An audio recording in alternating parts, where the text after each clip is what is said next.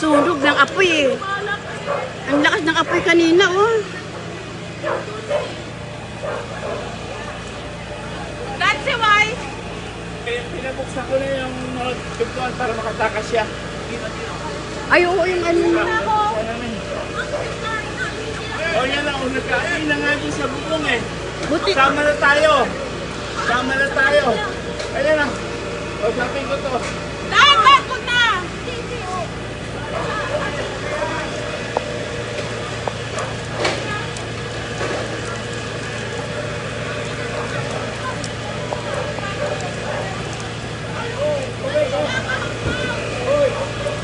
Yan na, malapit na dito.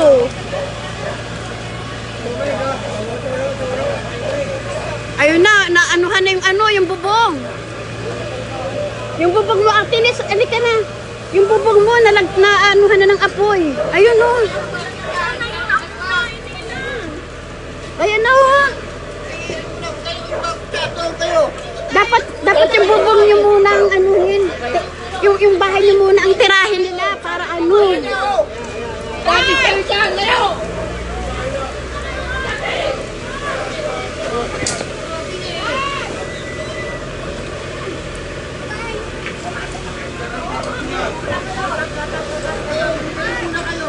Yan anak, kaya inano kita, tinanggal kita muna kanina sa sa messenger.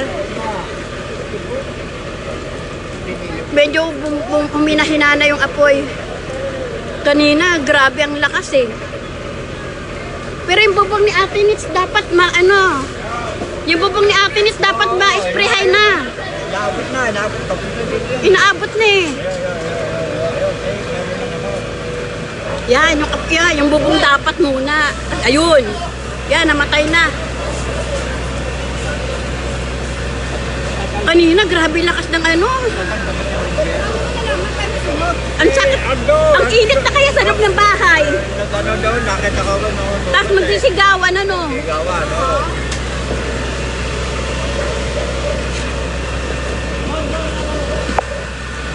Mga bombero. Buti umano na yung apoy. Medyo humina-hinana.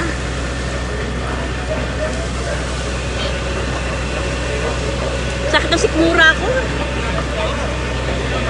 Sinisikmura ako. Da nervyos. Hindi, si Crisberto. Tumawag sa akin, mami, ano na nangyari? O siyempre para makita niya.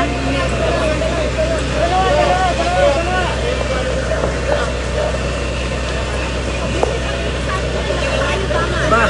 Ha? Damay. Oo. Kaya kasi patama sa Saka yung buti ka mo, walang hangin na gumaganon. Okay.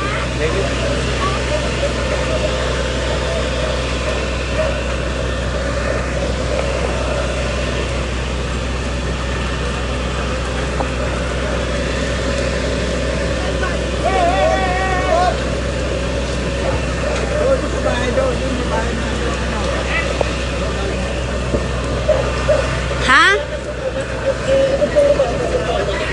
Ano ba? Bakit? Madilim.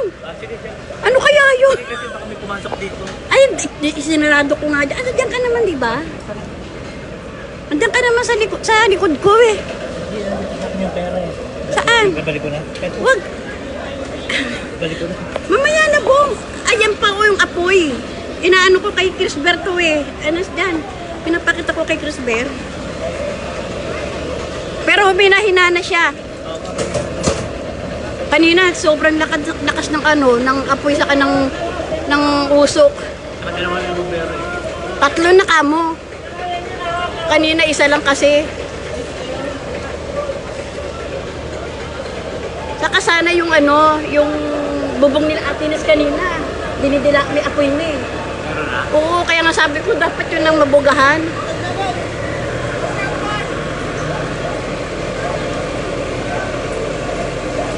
Sinisikmura ako doon, siguro sa nervous. Nilak mo ba yung mga tuntuan? Doon lahat yung mga gamit natin ha.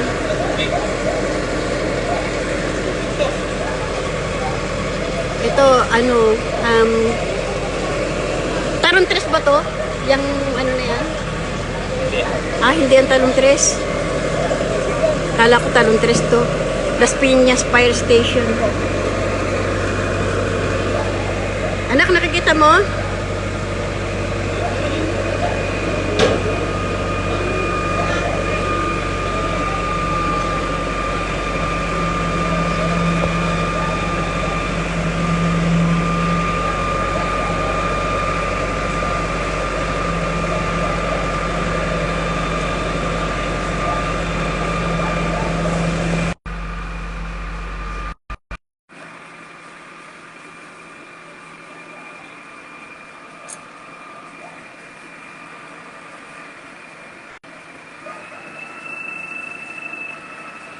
Nakikita mo na, anak?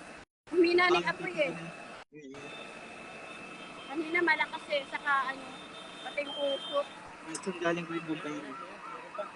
Yan na, dumadami na yung bombero. Salamat naman. Saan galing yung bumbero?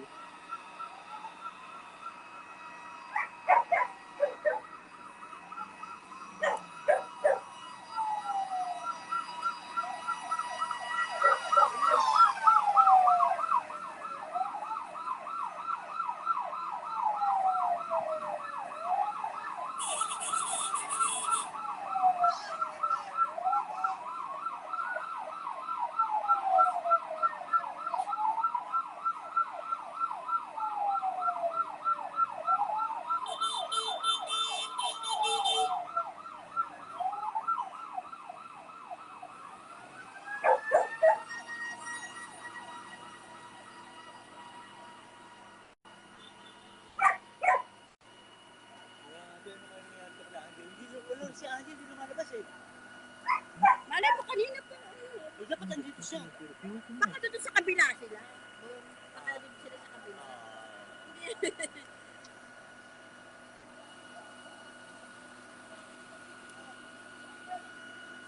Sakit na yung sikmura ko.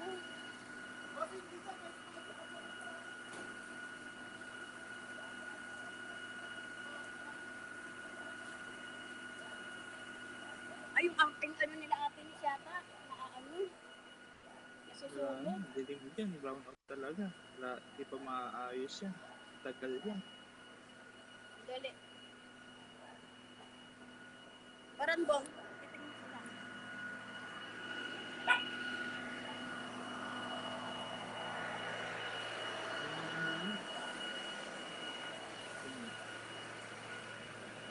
Yung kada ate nits.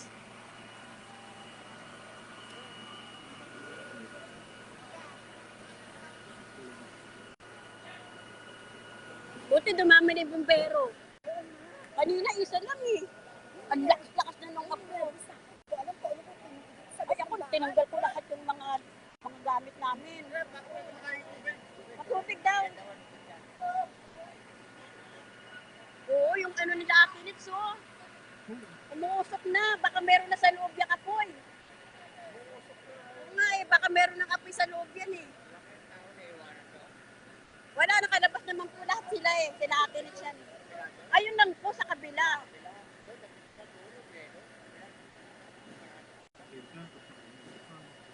Umuusok na yung ano eh. Parang may apoy yun eh. Umuusok eh.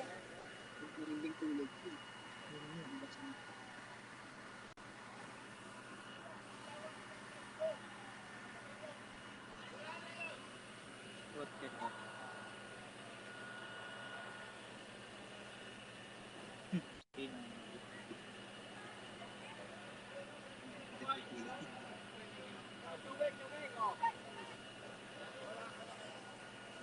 Wala rin nangihingi. Hintayin mo, mamaya babalik yun.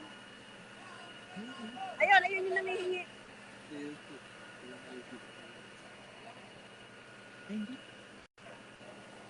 Video pa ba dati?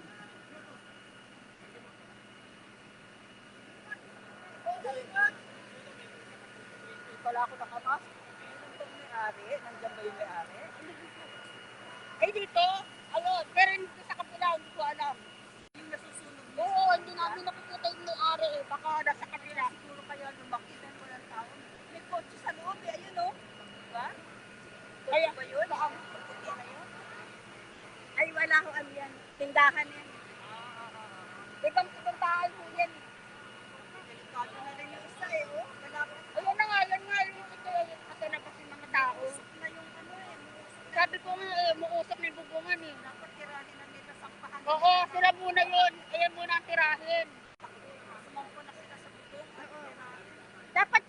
aanuhin nila yan eh, oh. Nasusunog na si Ate Nitz eh. Yung anak ko.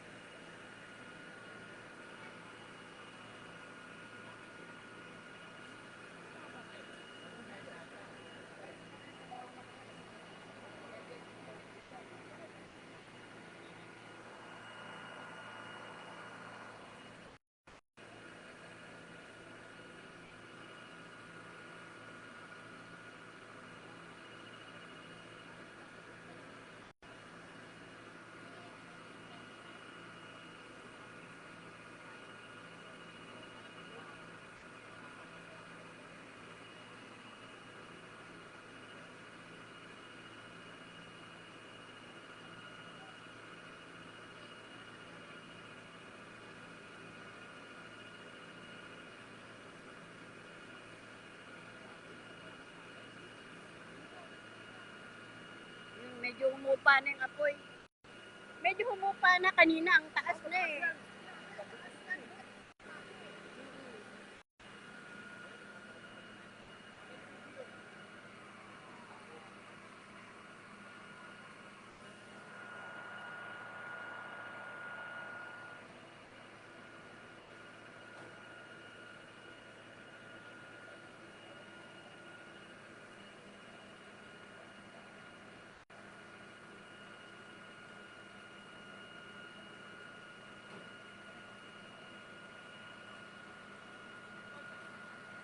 Anak, nakikita mo ba?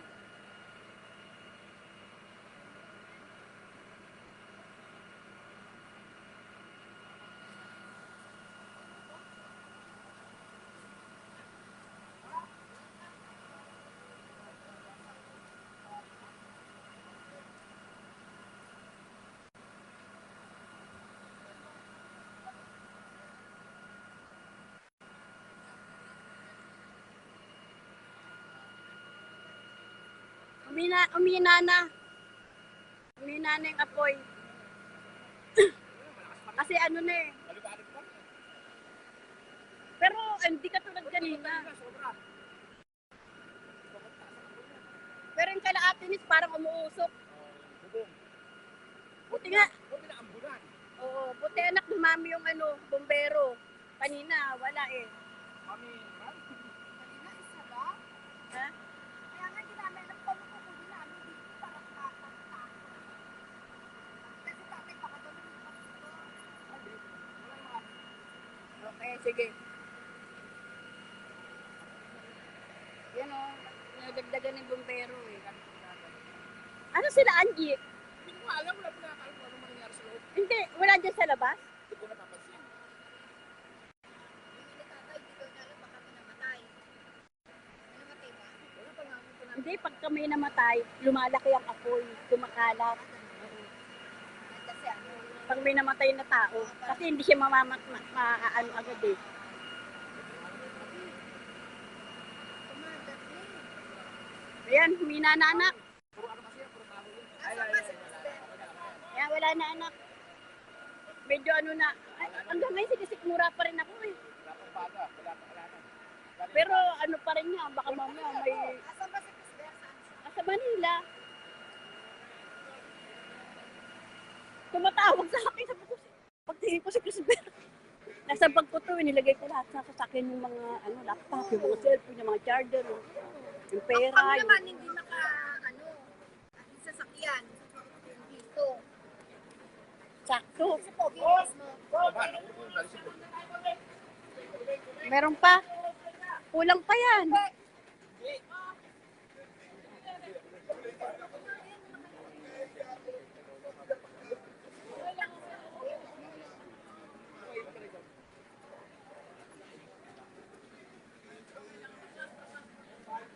Yun, hinto na yung apoy.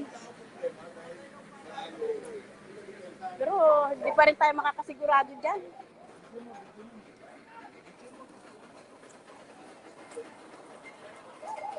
Sikmura pa rin ako.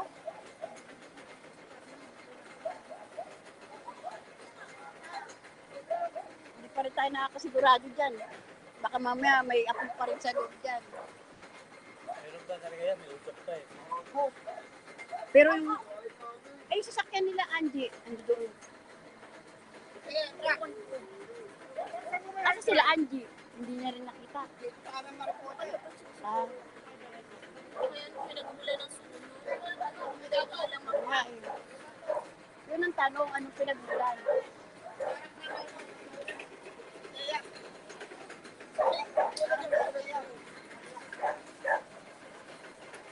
Yan na, anak. Okay na. Wala na ba? Ay, lobat na ako, anak. Ipatayin ko na, ha? I-charge ko lang. Ay, wala nga pala kami kuryente.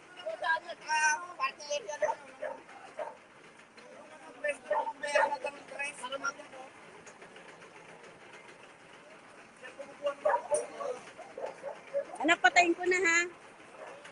Ano ko na. Oo. Ako. Kasi ang anak ko nanonood. Si Chris Bear. Sa Manila.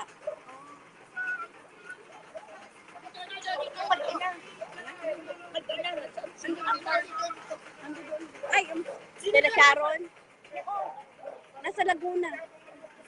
Naku, kung dito yun, nung ninervosin si Sharon lagi. Buti nga, wala rin dito sila Marie. Ninervosin din yung bukas.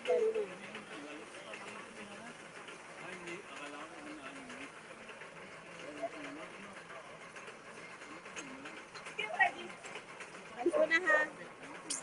Tawag na lang ako mamaya, anak, ha?